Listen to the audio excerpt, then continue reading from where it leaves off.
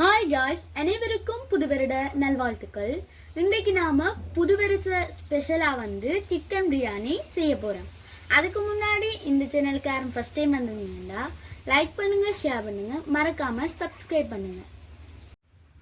இப்போ நாங்கள் சிக்கன் பிரியாணி செய்கிறதுக்கு என்னென்ன பொருட்கள் எடுத்திருக்கிறோம்னு பார்ப்போம்.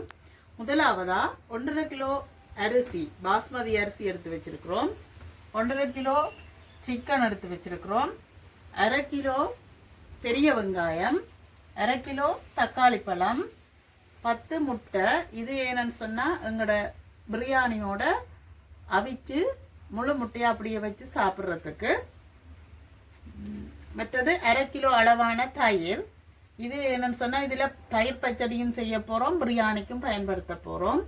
மற்றது கடையில் வேண பிரியாணி மசாலா, தேவையான அளவு தேங்காய் எண்ணெய் பாவிக்க போகிறோம். உப்பு தேவையான அளவு பயன்படுத்த போகிறோம்.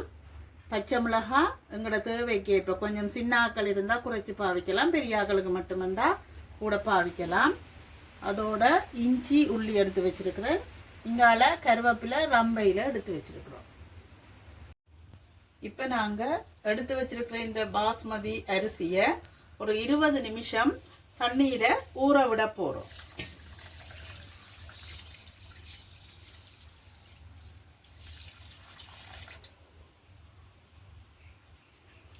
இதை ஊற விட்டுட்டு அடுத்ததா இந்த முட்டையை அவிய விட போகிறோம். இப்போ நாங்கள் பிரியாணிக்குரிய சிக்கன், தக்காளி பழம், வெங்காயம், மற்ற ஐட்டங்கள் எல்லாத்தையும் வெட்டி ரெடி பண்ண போகிறோம். இப்போ பார்த்தீங்கன்னா எல்லா பொருட்களும் வெட்டி, தக்காளி பழம் வெட்டியாச்சு, ரம்பையில் கருவேப்பமில வெட்டியாச்சு, வெங்காயம் வெட்டி எடுத்து வச்சாச்சு, இஞ்சி உள்ளி நாங்கள் உரலில் தான் இடித்து வச்சுருக்கிறோம். அப்போ நல்ல வாசமாக இருக்குமென்னு சொல்லி அடுத்ததான் நாங்கள் எடுத்து வச்சிருக்கிற இந்த சிக்கனை கொஞ்சம் பிரியாணி மசாலா போட்டு பிரட்டி ஒரு 20 நிமிஷம் ஊற வைக்க போகிறோம். அப்படி ஊறினா உப்பு, பிரியாணி மசாலா, மஞ்சள் தூள், மிளகாத்தூள் எல்லாம் போட்டு ஊற வச்சா கொஞ்சம் இறைச்சியில் நல்லா ஊறி பிடிச்சி டேஸ்ட் இன்னும் கூடுதலாக இருக்கு.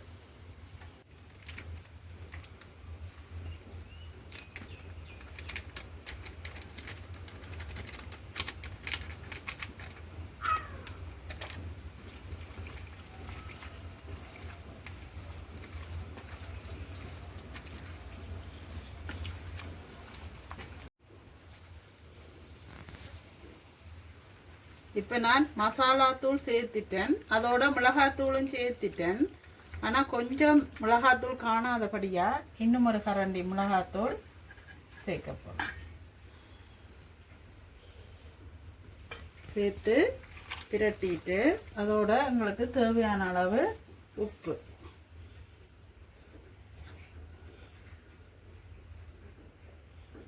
சிக்கனுக்கு நல்லா உப்பு ஊறி பிடிச்சா டேஸ்ட்டாக இருக்கும். இது நான் கொஞ்சம் தூள் உப்பு தான் போட்டு பிரட்டுறேன்.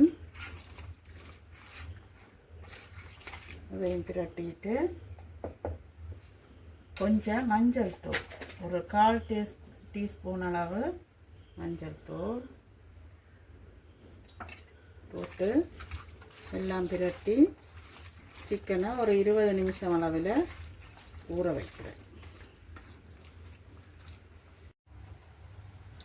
இப்போ நாங்கள் அடுப்பை மூட்டி பிரியாணி செய்கிறதுக்குரிய பாத்திரத்தை அடுப்பில் வச்சாச்சு.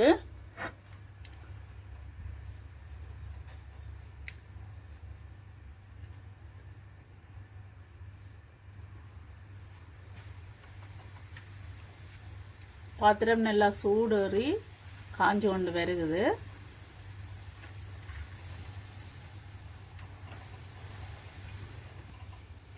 இப்போ எங்களுக்கு பாத்திரம் நல்லா சூடாகிட்டு இனி தேவையான அளவு எண்ணெய் விட போகிறோம்.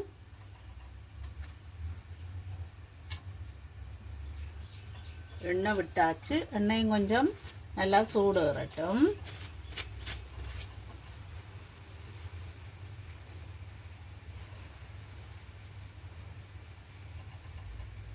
பார்த்தீங்கன்னா எண்ணெய் நல்லா சூடாக வந்துட்டு இப்போ நாங்கள் இந்த பிரியாணியிலேயே இதுக்குள்ள போடுறோம். அடுத்ததா பிரியாணி கொட்டை, பிரியாணி பூ, இதெல்லாம் நாங்கள் வேணும் அந்த பேக்கெட்டுக்கே வந்தது. அந்த மசாலாக்களை சேர்த்துட்டு பார்த்தீங்கன்னா இது குங்குமப்பூவும் அதோட சேர்ந்து வந்திருக்கு.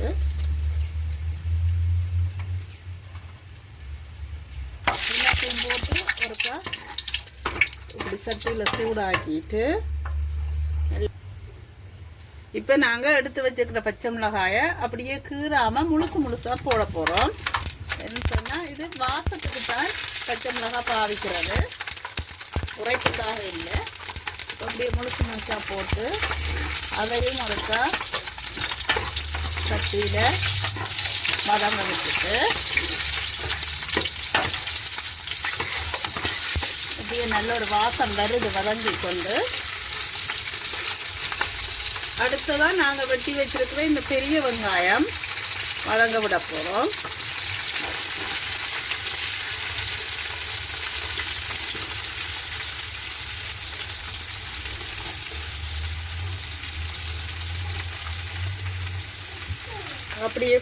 அப்படியே போட்டுட்டு வெங்காயத்தை கொஞ்சம் ஒரு பொன்னிறமாக வரும் வரையும் திரட்டி அப்படியே வதங்க விடுவோம்.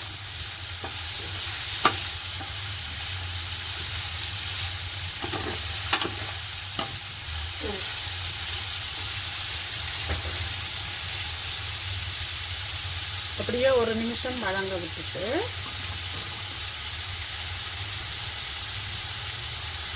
அடுத்ததான் நாங்கள் வெட்டி வச்சிருக்கிற இந்த தக்காளி அதையும் இதோட சேர்த்து வதங்க விடுவோம். தக்காளி வந்து போட்ட மாதிரியே இருக்கக்கூடாது, எல்லாம் அப்படியே கரைஞ்சி இதோட நல்லா சேர்ந்துடணும். அப்போ தான் நல்ல ஒரு சுவையை கொடுக்கும். அதையும் சேர்த்து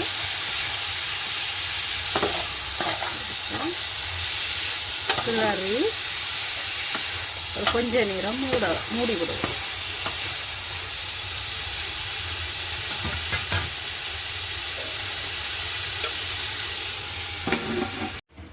இப்போ பார்த்தீங்கன்னா நாங்கள் அவிச்சு எடுத்து வச்சிருக்கிற இந்த முட்டையை கோதுகளை உடைக்க போகிறோம். கோது வந்து நல்ல இலகுவாகவும் அப்படியே முட்டையில் எந்தவித சேதாரம் இல்லாமல் முழுமையாக அடுக்கிறதுக்கு நாங்கள் முட்டையை அவிக்கலையே 2-3 உப்பு கல் கொஞ்சம் போட்டு அதோடு சேர்ந்து அவிய விடுவோம். இப்போ பார்த்தீங்கன்னா நல்ல வேகமாகவும் இந்த கோதை எடுத்துக்கொள்ள நீட்டாகவும் வரும்.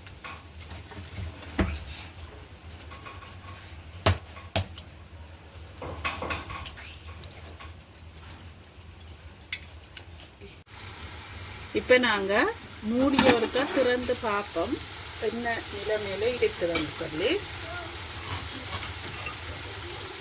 நல்லா எல்லாம் சேர்ந்து அப்படியே வதங்கி நல்ல வடிவாக வந்துட்டு இனி நாங்கள் இந்த கலவையோட எடுத்து வச்சிருக்கிற ரம்பையில் கருவேப்பமிலையும் இதுக்குள்ள சேர்க்க போகிறோம்.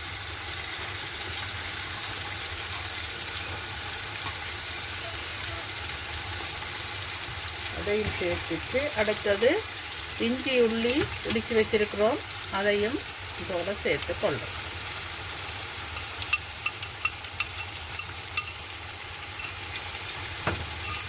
சேர்த்து நல்ல வடிவாக இருக்கா எல்லாத்தையும் நல்லா மிக்ஸ் பண்ணி போட்டு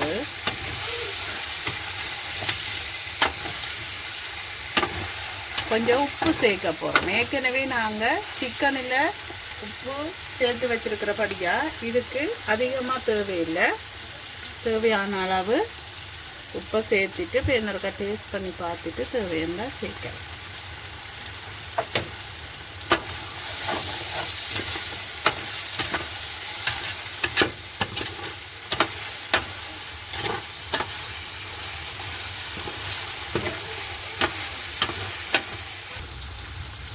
இப்போ நாங்கள் நல்லா கிண்டி எல்லாத்தையும் சேர்த்து விட்டுட்டோம். இனி இதோட நாங்கள் பிரியாணி மசாலா சேர்க்கணும்.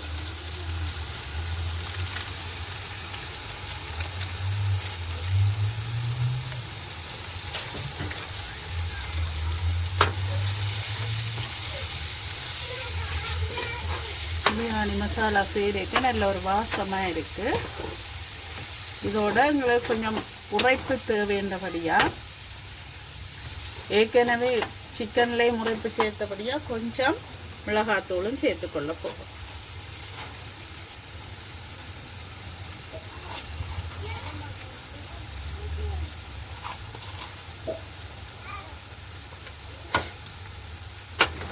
இப்போ நாங்கள் எல்லா மசாலாவும் சேர்த்தாச்சு. இனி நல்லா கிண்டி ஒரு 2 நிமிஷம் இதில்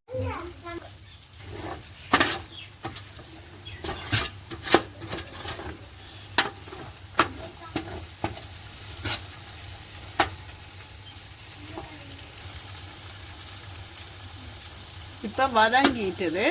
நாங்கள் இனி இதுக்குள்ள தயிர் கொஞ்சம் சேர்க்க போகிறோம்.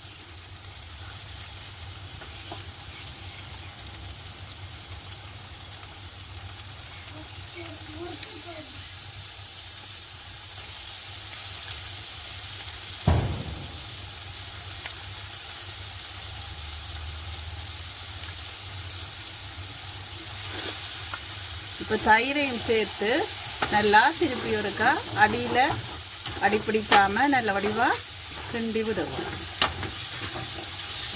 தயிரும் சேலைக்க நல்லா இருக்கும். சரி,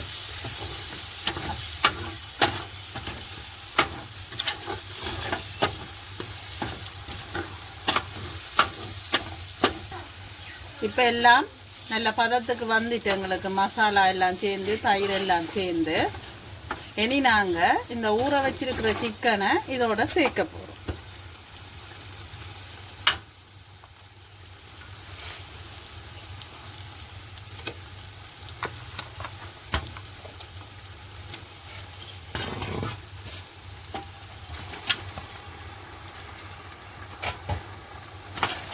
சேர்த்து இந்த கலவையில் நல்லா அவிய விட போகிறோம்.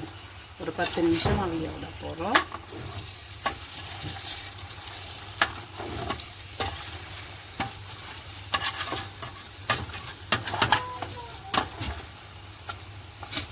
இப்போ மூடியை போட்டு ஒரு 10 நிமிஷம் அவிய விடுறோம்.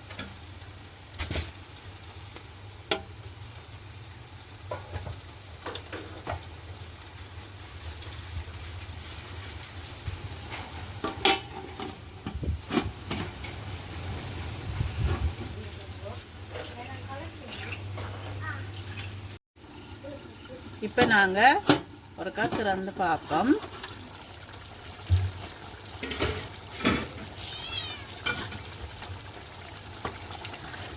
உங்களுக்கு சிக்கன் மசாலா எல்லாம் சேர்ந்து நல்லா அவிஞ்சு ஒரு பதத்தில் நிற்கணும். இனி நாங்கள் அந்த அரிசி எவ்வளவு எடுத்தோமோ அதை போல் டபுள் மடங்கு தண்ணி வந்து இதோட சேர்க்க போகிறோம்.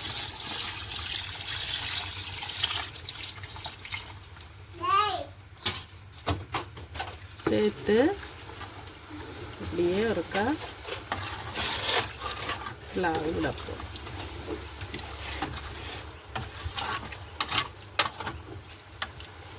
ஸ்லாவி ஒரு 2 நிமிஷம் விட்டுட்டு நாங்கள் இனி அரிசியை போட்டு விட கணக்க.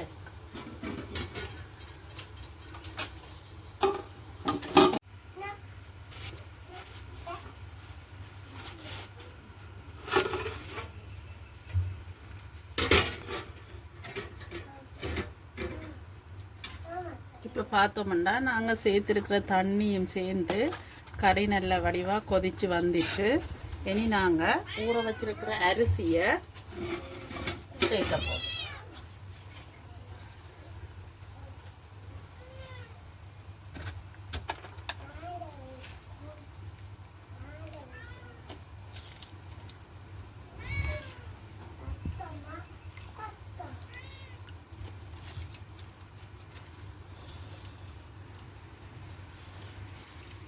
இப்போ நாங்கள் அரிசியெல்லாம் போட்டுட்டோம். இப்போ இந்த மூடியால் ஒருக்கா மூடி ஒரு 5 நிமிஷம் அரிசியும் சேர்ந்து வேக விட போகிறோம்.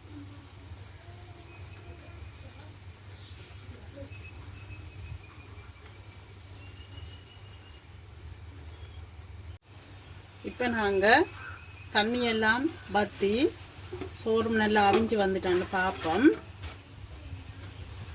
ஓகே, எங்களுக்கு இப்போ நல்ல பதத்தில் வந்துட்டு இங்கே பார்த்தீங்கன்னா சோறு எல்லாமே நல்ல ஒட்டியாக வந்துட்டு இனி நாங்கள் தம் கட்ட போகிறோம். எப்படின்னு சொன்னால் ஒரு பாத்திரத்தில் தண்ணியை கொதிக்க வச்சு எடுத்து வச்சுருக்குறோம். அதை இந்த மூடிக்கு மேலே வச்சு ஒரு 5 நிமிஷம் அப்படியே விட போகிறோம். அடுப்பை நல்லா குறைச்சிட்டு.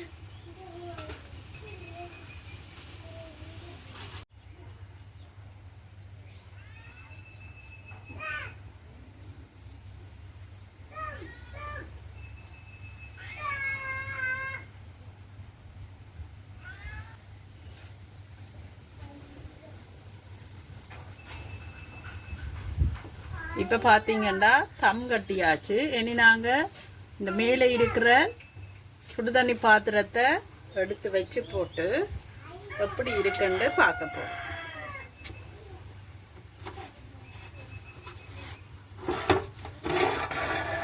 பார்த்தீங்கன்னா நல்ல பிரியாணி அழகாக ரெடி ஆகி இருக்குது.